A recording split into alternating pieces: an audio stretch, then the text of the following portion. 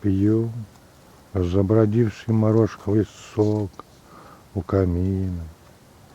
Ночь за окошками, дождь уж какую неделю. Пахнет тобой, и так тонко весной мандарина, кою с тобой мы, увы, по весне не доели.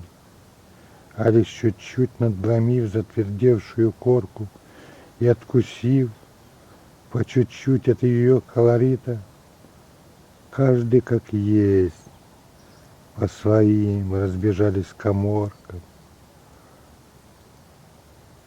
да со своей лишь душе тишиной недопитой.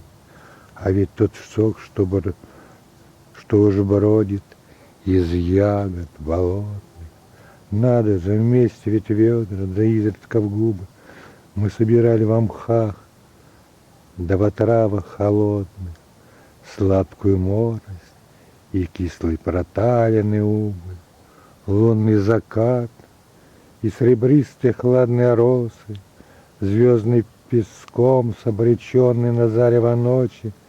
Что же теперь? Только память, да куча вопросов, кое, увы, по моей ли вине без ответа.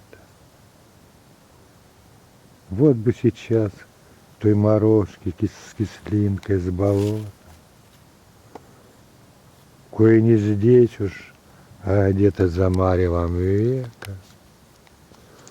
В осени той дерябинок моих позолота коровью стекла, отбурлившей во времени реку, и разошлась, как туман, по недышащим венам. А рваных до ветров, от шумевшего дождика лета, пахнет тобой и ромашкою клеверным сеном. Знать бы еще, что не мгла, а преддверие рассвета.